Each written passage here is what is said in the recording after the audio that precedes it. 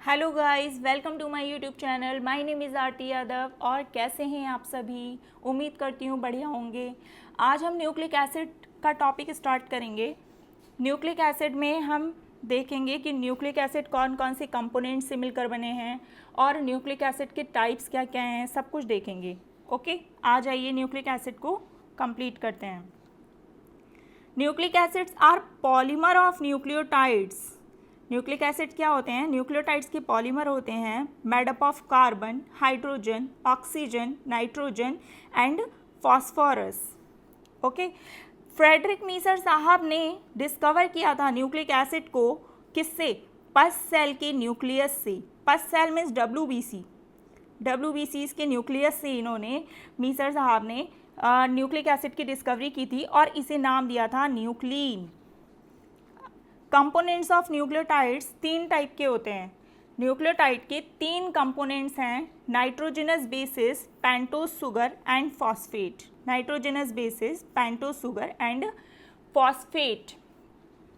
जब हम pentose sugar को नाइट्रोजनस बेसिस से ऐड करते हैं तो बनता है न्यूक्लियोसाइड, और अगर इसी न्यूक्लियोसाइड में हम फॉस्फेट ग्रुप को भी ऐड कर दें तब बन जाएगा हमारा न्यूक्लियोटाइड। न्यूक्लिक एसिड बनाने के लिए हमें यही न्यूक्लियोटाइड चाहिए, मल्टीपल ऑफ न्यूक्लियोटाइड। न्यूक्लियोटाइड जुड़कर ही क्या बनाएंगे? न्यूक्लिक एसिड बनाएंगे। ओके, अब यहाँ पे देखिए नाइट्रोजनस बेसिस क्या होते हैं। नाइट्रोजनस बेसिस हेटेरोसाइक्लिक कंपाउंड होते हैं। कैसे होते हैं? हेटेरोसाइक्लिक होते हैं। क्यों हेटेरोसाइक्लिक क्यों है?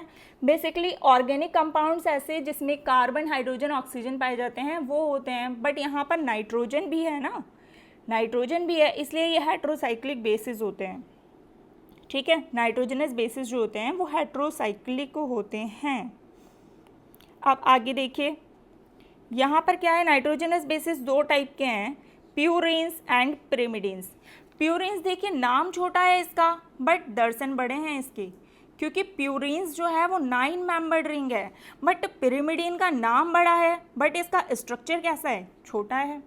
ठीक है, प्यूरिन्स 9 मेंबर्ड रिंग है। कैसे? देखिए यहाँ पर पोजीशन कितनी है, कार्बन कितने हैं? 1 2 3 4 5 6 7 8 9 मेंबर्ड रिंग है प्यूरिन, और ये डबल रिंग स्ट्रक्चर वाली है प्यूरिन। बट पिरिमिडिन की बात करें तो पिरिमिडिन में कितने मेंबर्ड रिंग है? 6 मेंबर्ड रिंग है ये। 1 2 3 4 5 6 मेंबर्ड रिंग है, और सिंगल रिंग पाई जाती है पिरिमिडिन में। ठीक है, अगर हम प्यूरिन का नॉमेनक्लेचर करेंगे तो नॉमेनक्लेचर इसका एंटी क्लॉकवाइज हो रहा है, लेकिन अगर पिरिमिडिन का नॉमेनक्लेचर करेंगे तो कैसा हो रहा है? क्लॉकवाइज हो रहा है। ठीक है, यहाँ पे देखिए प्यूरिन में एन ग्लाइकोसिडिक बॉन्ड जो पाया जाएगा वो किस किस के बीच में पाया जाएगा? अब यहाँ पर आ जाइए, इम्पॉर्टेंट पॉइंट है। यहाँ पर जो हमारा नाइट्रोजन, हम देखते हैं कि नाइट्रोजन कौन कौन सी पोजीशन पे पाया जाता है। तो 5 नंबर को छोड़ दीजिए और जहाँ जहाँ भी ऑड नंबर हैं वहाँ वहाँ पर नाइट्रोजन प्रेजेंट होता है। नाइट्रोजनस बेस है तो नाइट्रोजन तो प्रेजेंट होगा ना, तो नाइट्रोजन कहाँ प्रेजेंट है?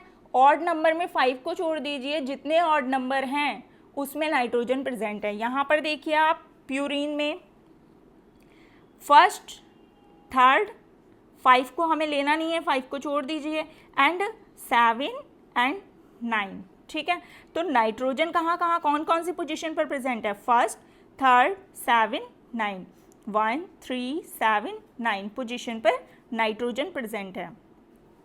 पिरिमिडिन में आ जाइए, पिरिमिडिन में क्या है? फर्स्ट 3 1 3 5 को तो हमें लेना नहीं है, और यहाँ पर 9 है नहीं, 7 भी नहीं है, तो यहाँ पर नाइट्रोजन कौन कौन सी पोजीशन पर प्रेजेंट है?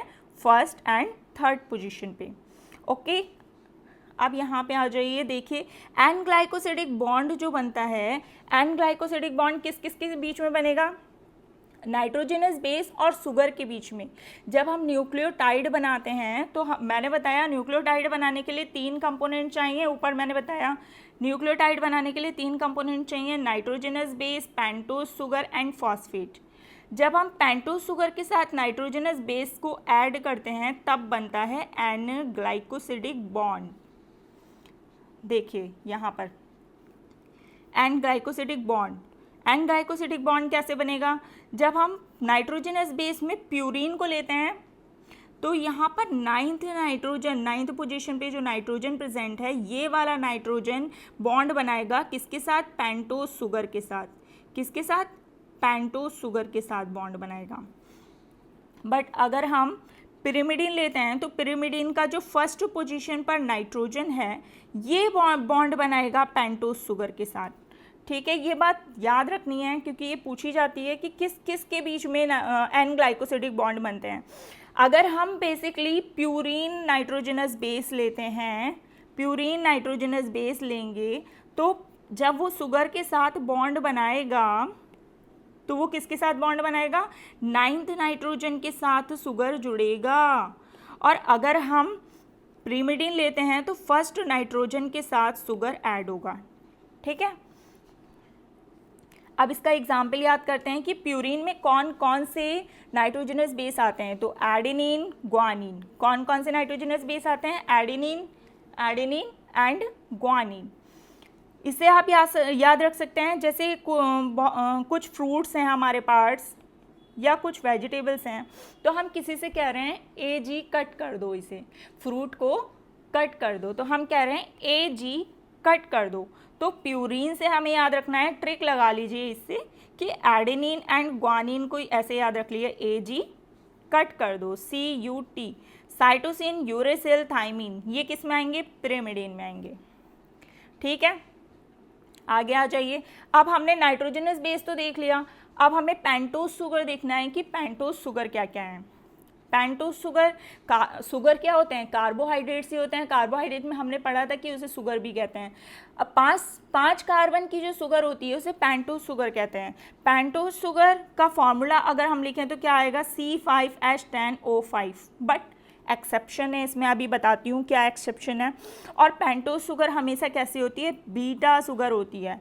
बीटा शुगर और अल्फा शुगर में डिफरेंस करना भी मैंने बताया था कि अगर किसी शुगर में OH ग्रुप ऊपर है तो वो हमेशा कैसी होगी, बीटा शुगर होगी। फर्स्ट कार्बन पर, कार्बन नंबर फर्स्ट पर हमें देखना है कि OH ग्रुप अगर रिंग के ऊपर है तो वो बीटा शुगर है। बट अगर फर्स्ट कार्बन पर OH ग्रुप नीचे होता तो वो अल्फा शुगर होती है। तो यहाँ पर हमें याद रखना है कि जो पेंटोज शुगर है वो हमेशा कैसी होती है, बीटा शुगर होती है। OH ग्रुप हमेशा रिंग के ऊपर होगा।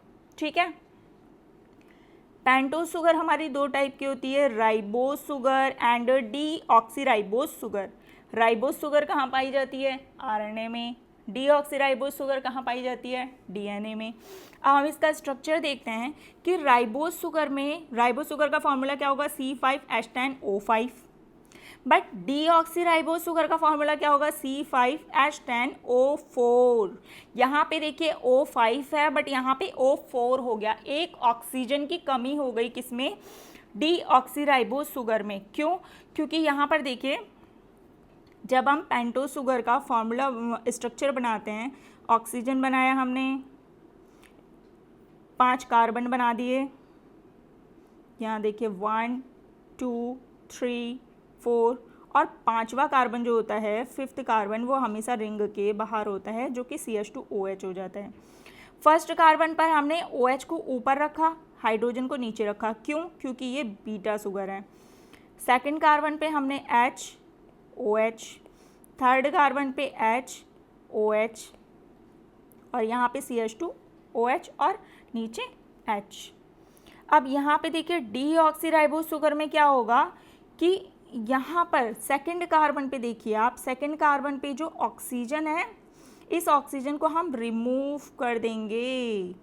इस ऑक्सीजन को हमने रिमूव कर दिया तो यहाँ पर डीऑक्सीराइबोज शुगर में सेकंड कार्बन पे H, ऊपर भी H है और नीचे भी H है, ऑक्सीजन रिमूव हो गया। ठीक है, तो ये जो शुगर पाई जाती है डीऑक्सीराइबोज शुगर, ये कहाँ पाई जाती है, DNA में। और राइबोज शुगर कहाँ पाई जाती है, RNA में। डिफरेंस समझ में आ गया, डिफरेंस कहाँ है, कार्बन नंबर सेकंड पे डिफरेंस है। आपको याद रखना है कार्बन नंबर सेकंड पे डिफरेंस है। ऑक्सीजन कम हो जाएगा, एक ऑक्सीजन अगर रिमूव कर देंगे कार्बन नंबर सेकंड से तो वो बन जाएगा डीऑक्सीराइबोज शुगर। अब हम देखते हैं कि न्यूक्लिक एसिड कितने टाइप के होते हैं। न्यूक्लिक एसिड 2 टाइप के हैं, डीएनए एंड आरएनए। डीएनए का पूरा नाम क्या है? Deoxyribo nucleic acid. आरएनए का पूरा नाम राइबो न्यूक्लिक एसिड। अब हम यहाँ से बता सकते हैं कि डीएनए में कौन कौन सा नाइट्रोजनस बेस एंड शुगर पाई जाती है और आरएनए में कौन सा नाइट्रोजनस बेस एंड शुगर पाया जाता है। डीएनए की बात करें तो डीएनए में नाइट्रोजनस बेस कौन सा पाया जाएगा? Adenine, guanine, cytosine, thymine. और पेंटोस शुगर कौन सा पाया जाएगा? अभी अभी हमने देखा डीऑक्सीराइबोज शुगर पाया जाएगा डीएनए में। ओके, यहाँ पर देखिए आरएनए में क्या पाया जाएगा? आरएनए में नाइट्रोजनस बेस कौन सा होगा? Adenine, guanine, cytosine, uracil. Difference किसका है? एडेनिन, ग्वानिन, साइटोसिन इसमें भी है, एडेनिन, ग्वानिन, साइटोसिन इसमें भी है। डिफरेंस का केवल किसका है? डीएनए में थाइमीन नाइट्रोजनस बेस होगा, थाइमीन की जगह आरएनए में यूरेसिल पाया जाता है। वेरी वेरी आईएमपी याद रखना है कि अगर डीएनए है तो वहाँ पर हमें थाइमीन देखने को मिलेगा ही मिलेगा। टी दिखा मतलब डीएनए है, और अगर हमें यू दिख गया, यूरेसिल दिख गया, यानी कि वो आरएनए है। आपको याद रखना है इस बात को। आगे देखिए, इसमें आरएनए में पेंटोस शुगर कौन सी है? Ribose sugar. ठीक है, ओके जी। आ जाइए अब स्ट्रक्चर देखते हैं कि न्यूक्लियोटाइड का स्ट्रक्चर हम कैसे बना सकते हैं। न्यूक्लियोटाइड में हमने क्या पढ़ा? शुगर होनी चाहिए, और क्या होना चाहिए? नाइट्रोजनस बेस होना चाहिए, और उसके साथ क्या होना चाहिए? फॉस्फेट ग्रुप ऐड होना चाहिए, तभी वो क्या कहलाएगा? न्यूक्लियोटाइड कहलाएगा। और अगर इसमें फॉस्फेट ना जोड़ें, केवल शुगर और नाइट्रोजनस बेस को जोड़ दें, तो वो क्या हो जाएगा? न्यूक्लियोसाइड हो जाएगा। बट हमें न्यूक्लिक एसिड बनाने के लिए मल्टीपल ऑफ न्यूक्लियोटाइड चाहिए, न्यूक्लियोटाइड चाहिए, इसलिए हमें तीनों को ही ऐड करना पड़ेगा, तब जाके न्यूक्लियोटाइड बनेगा। अंडरस्टैंड? देखिए अब यहाँ पर हम बनाते हैं शुगर।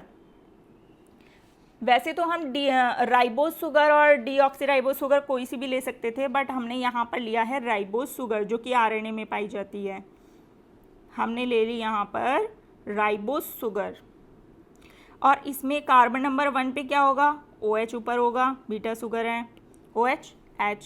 कार्बन नंबर 2 पे हाइड्रोजन ऊपर, OH नीचे। OH है यहाँ पर, इसलिए ये राइबोज शुगर है। अगर हम इसे डीऑक्सीराइबोज शुगर लेते तो क्या होता? ऑक्सीजन नहीं होता यहाँ पे, केवल हाइड्रोजन होता।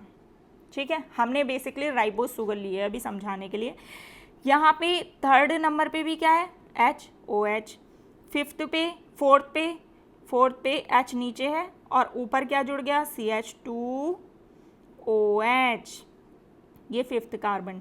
ठीक है, अगर हम शुगर लें, शुगर को हमें किससे जोड़ना है? नाइट्रोजनस बेस से जोड़ना है। नाइट्रोजनस बेस मैंने यहाँ पर प्यूरीन ले लिया। अगर मैं यहाँ पे पिरिमिडीन भी ले सकती थी, पिरिमिडीन लेती तो क्या होता? 1 रिंग जुड़ती, लेकिन प्यूरीन लिया है तो क्या है? 2 रिंग जुड़ी हैं। ठीक है, अब यहाँ पर मैंने पिरिमिडीन लिया है। अभी मैंने बताया कि अगर प्यूरीन होगा तो 9th नाइट्रोजन से, कौन से नाइट्रोजन से जुड़ेगा शुगर? 9th नाइट्रोजन से, और शुगर के 1st कार्बन से बॉन्ड बनेगा। शुगर का क्या होना चाहिए? शुगर का 1st कार्बन होना चाहिए, और प्यूरीन अगर नाइट्रोजनस बेस लिया है तो नाइट्रोजन कैसा होना चाहिए? 9th नाइट्रोजन होना चाहिए। ठीक है, और अगर मैं यहाँ पे पिरिमिडीन लेती तो यहाँ पे फर्स्ट नाइट्रोजन यहाँ से ऐड होता शुगर से, 1st carbon of sugar and 1st nitrogen of pyrimidine. ठीक है बच्चों, अब यहाँ पे देखिए कि शुगर और बेस के बीच में जो बॉन्ड बनता है वो कौन सा बॉन्ड बनता है? N glycosidic bond. कौन सा बॉन्ड बनता है? N glycosidic bond. इसे एन ग्लाइकोसिडिक बॉन्ड नाम क्यों दिया गया? क्योंकि यहाँ पर देखिए, यहाँ पे जो नाइट्रोजनस बेस है इसका नाइट्रोजन बॉन्ड में पार्टिसिपेट कर रहा है ना, तो इसलिए एन लिख लिया। और किसके साथ बॉन्ड बना रहा है? शुगर के साथ बॉन्ड बना रहा है। शुगर के लिए हम क्या यूज़ करते हैं? ग्लाइको टर्म यूज़ करते हैं। शुगर के लिए हम क्या यूज़ करते हैं? ग्लाइको टर्म यूज़ करते हैं। तो ये क्या है? एन ग्लाइकोसिडिक बॉन्ड बन गया। ठीक है, अब एन ग्लाइकोसिडिक बॉन्ड अगर हमने प्यूरीन लिया, प्यूरीन में क्या क्या आते हैं? एडेनिन, ग्वानिन आते हैं, तब क्या होगा? The first carbon of sugar, sugar की क्या होगी, फर्स्ट कार्बन होगी, और प्यूरिन का क्या होगा, 9th नाइट्रोजन होगा।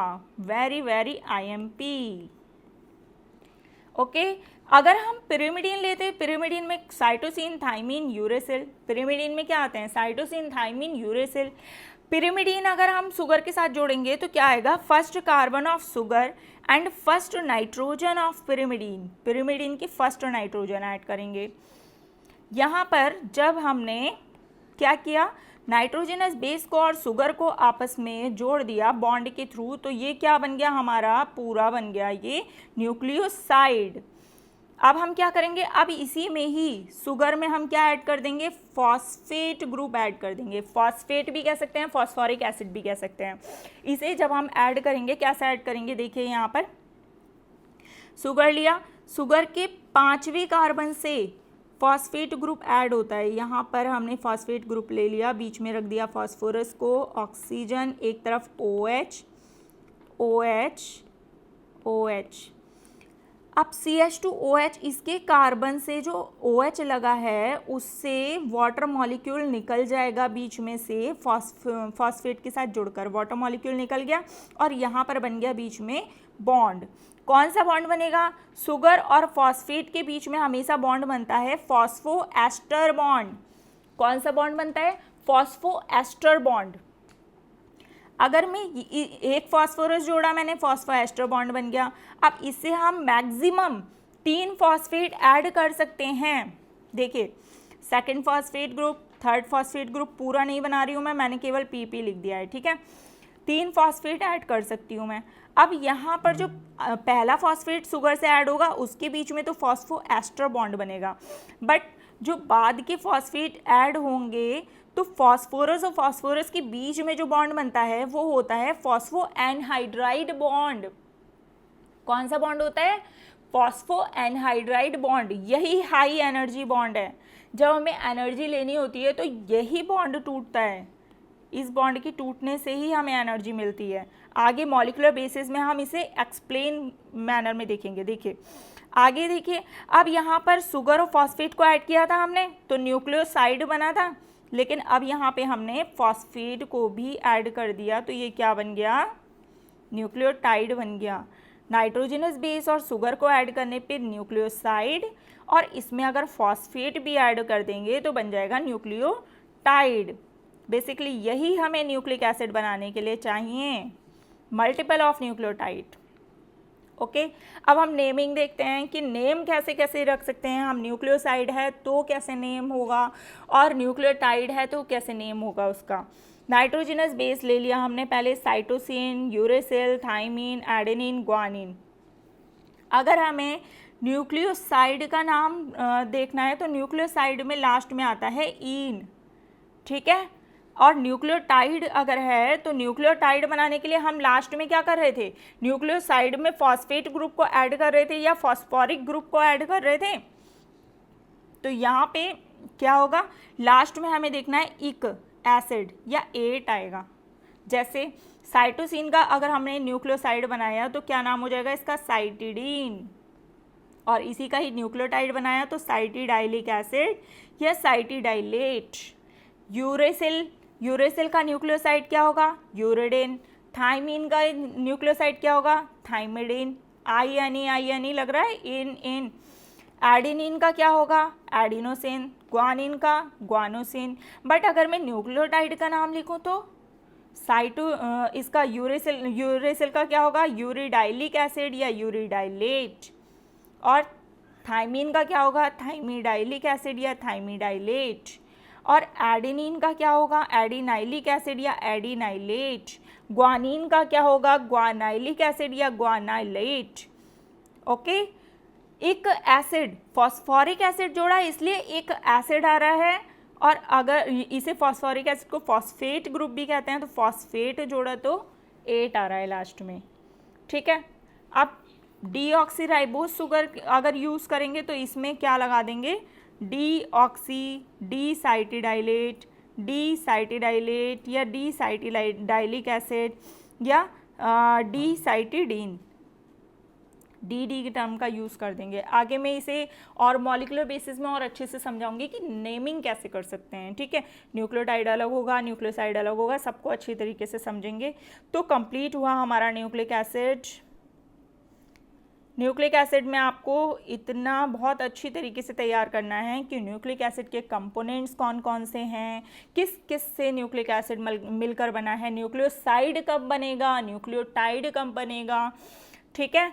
नाइट्रोजनस बेसिस में कौन कौन से नाइट्रोजनस बेसिस हैं और कौन कौन से में नाइट्रोजन का पोजीशन क्या क्या है, ये इंपॉर्टेंट है। इसके एग्जाम्पल बहुत इंपॉर्टेंट है। प्यूरिन में आप याद रख सकते हैं एजी से कट करने से, CUT cut, cytosine, uracil, thymine. Pentose sugar भी लर्न करना है आपको, ribose sugar, deoxyribose sugar, RNA में राइबोस और DNA में डीऑक्सीराइबोस, ठीक है। अब स्ट्रक्चर इसके बेस पर आप बहुत अच्छे तरीके से समझ सकते हैं, ठीक है। फिर आज का लेक्चर कंप्लीट होता है, मिलते हैं अगले लेक्चर में। Okay, bye bye.